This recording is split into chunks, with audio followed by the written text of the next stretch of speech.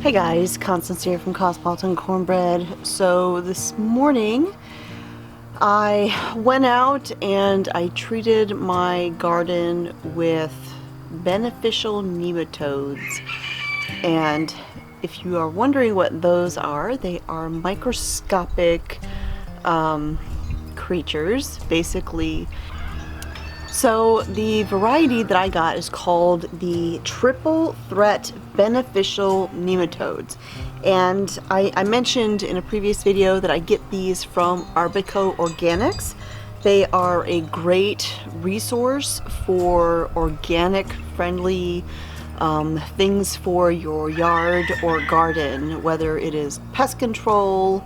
I mean, you can order ladybugs and praying mantises and all sorts of things from this company. But the nematodes that I ordered, it's 3 different ones because each one of the different nematodes has benefits as far as which things they go after.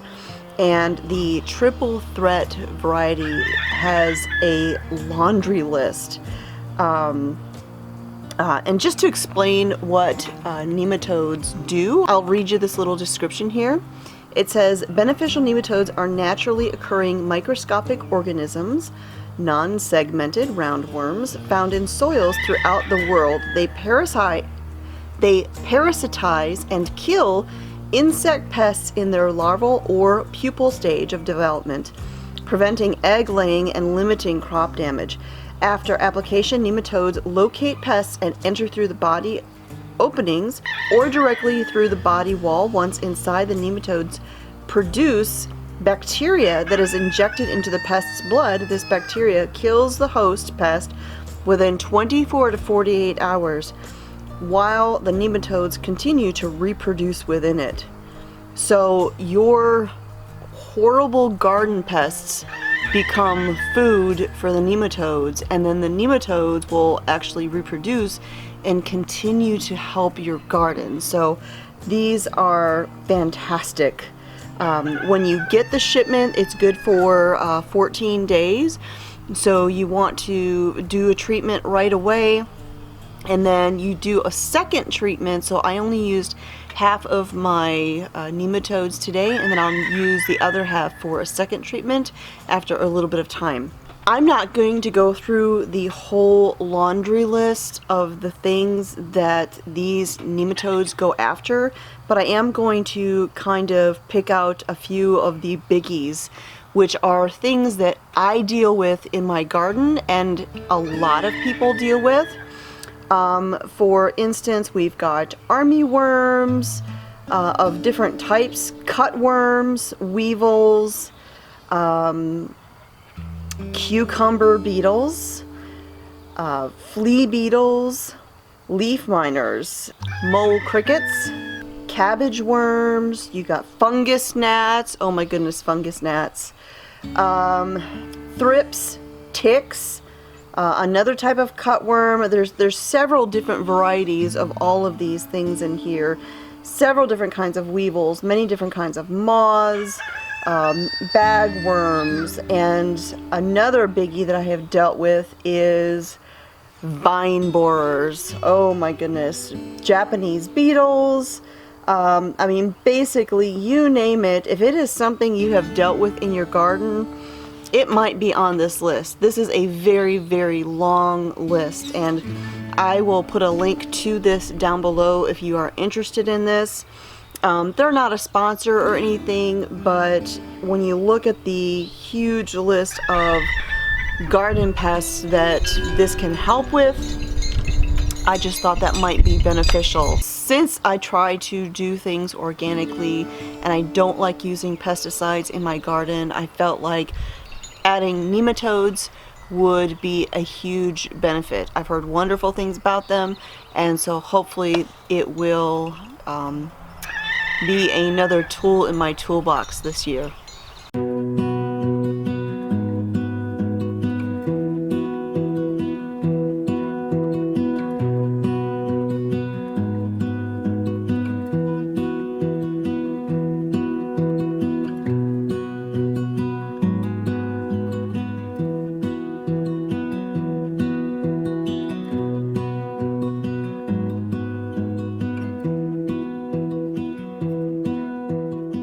Alright you guys, so I'm out here in the front garden area. I'm just sitting on the edge of my asparagus bed.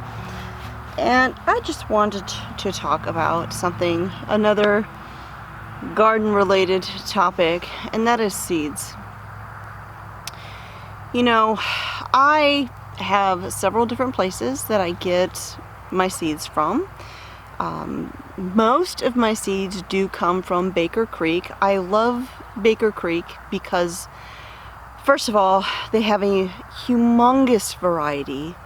There's just about everything you can think of. There's like, they have a catalog that's like 500 pages. It's the J.C. Penney or Sears and Roebuck toy catalog for gardeners. And I love getting the catalog every year and just paging through it and looking at all the different things that are out there. And while I do get most of my seeds from Baker Creek, there are other places that I also get seeds from. My Gardener, Southern Exposure Seed Exchange. There's several different places, and I've talked about them now and again in the past. But there's something in particular I wanted to say about that. I'm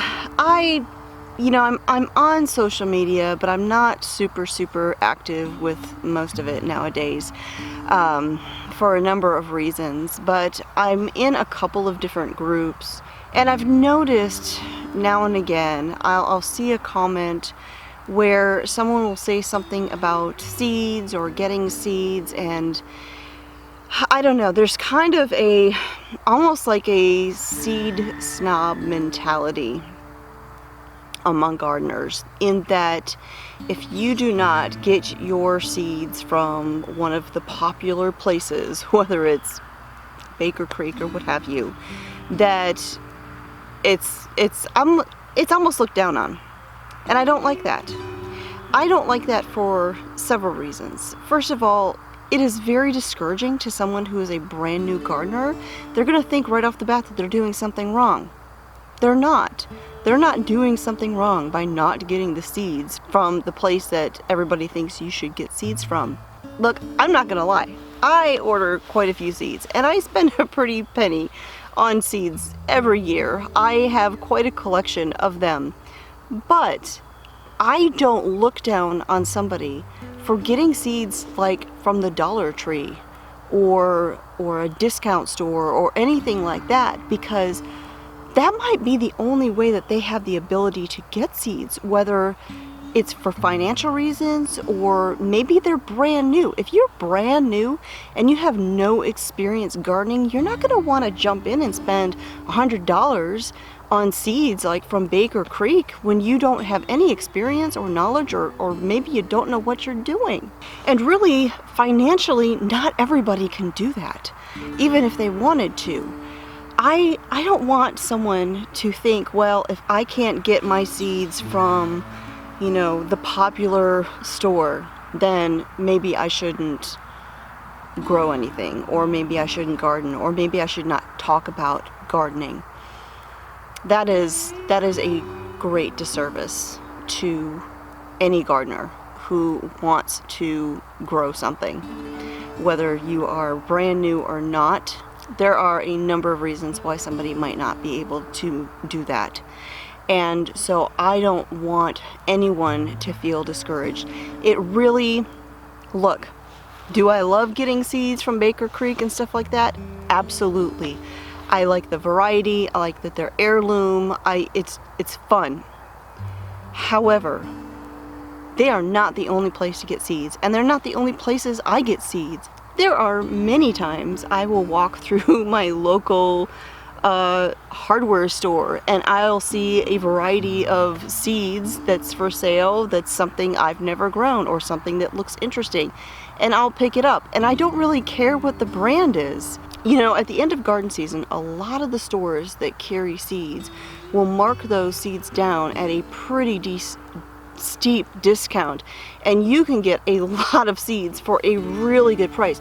And there is nothing wrong with doing that. Those seeds are not going to expire, at the end of the garden season. Those seeds are going to be good the next year.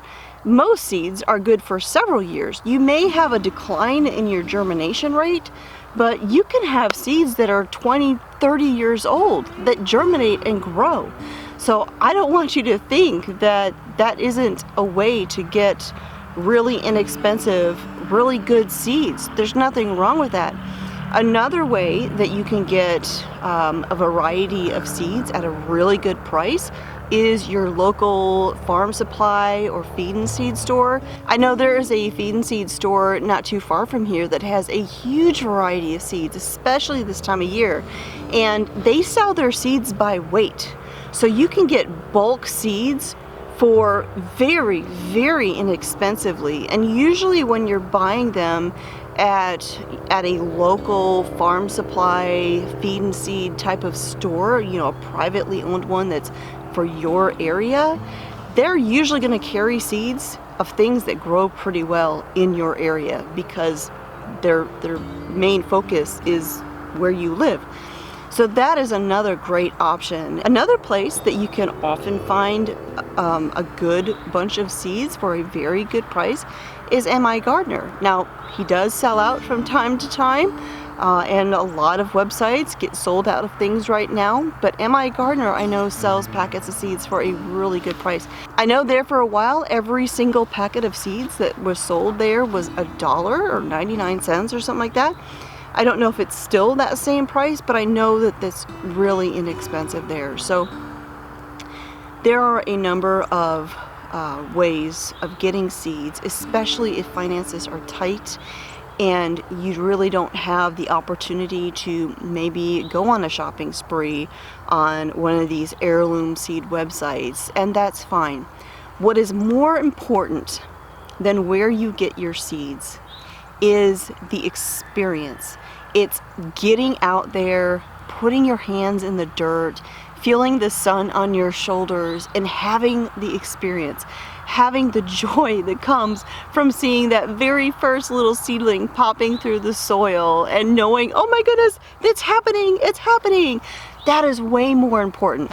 Having your kids get involved, growing some beans or some sunflowers or something like that.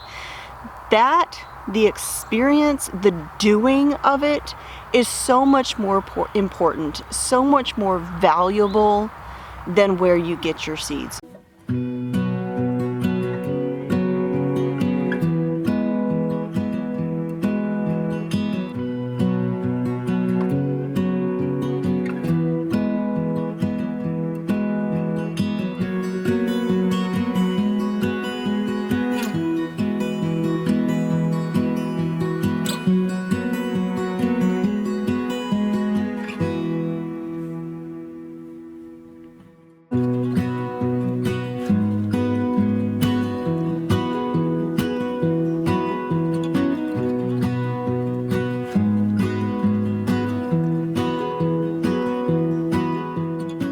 You know, there is absolutely nothing wrong with buying seeds from the Dollar Tree, from Walmart, or wherever you can find your seeds.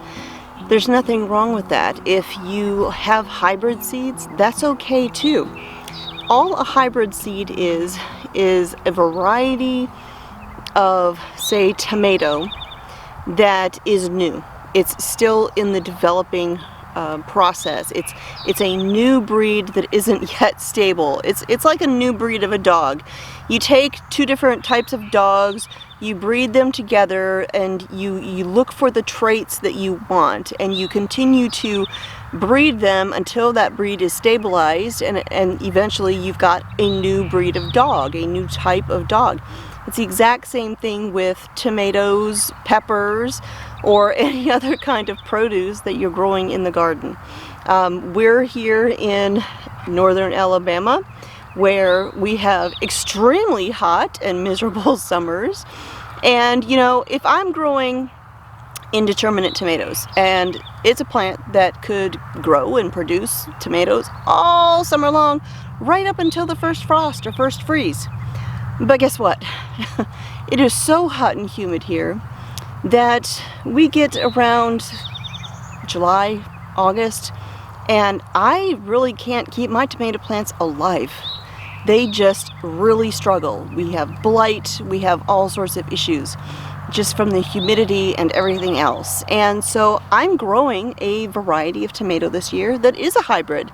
It is a brand new variety of tomato that is developed for here, for hot, humid, miserable climates. And it's designed to still do well despite the harsh conditions. And so there's nothing wrong with that. I don't want you to think that you've got to grow heirloom seeds or anything else. You grow what you can afford, what you can find, and what you want to grow. Because growing in your garden, whether it's in ground beds like I've got here, or raised beds, or flower pots on your porch, your garden is your garden, and you grow it the way you want to, and however it is that brings joy to you. Because your experience, your process, your garden is your joy. And don't let a seed snob steal that joy from you. It is more important for you to get out there, feel the sun on your shoulders, get the dirt under your fingernails, and have fun doing it, than worrying about whether or not somebody else thinks your seeds are the right ones or not. Now that said, you know, I appreciate all of you guys, all of you who want to spend a little bit of time with me every week, whether it's in the kitchen, cooking supper, out here in the garden, or taking a walk in the woods. I appreciate all of you, and every so often I like to give back and do a little bit of a giveaway. And just because garden season is starting to kick off, and I know that there's people out there who would maybe really love a shopping spree at Baker Creek, I am going to give away a $100 gift card to Baker Creek. Again, I love that place just because of the variety and everything, but I know that not everybody has the ability to shop there, and so that's what I'm going to do. This isn't sponsored by them, this is all me just saying thank you. So all you've got to do to enter the giveaway is leave a comment underneath this video, and that will be your entry. And I'm going to use a random comment checker or selector, and that will select the winner. And I will put all of the details and all of that underneath in the video description below. So with that, I am beginning to lose light. The sun is behind the trees back there. So I'm going to head into the house and get cleaned up and get dinner started. So thanks for joining me out here in the garden and all of that. My name is Constance from Cosmopolitan Cornbread, and I'll talk to y'all next time.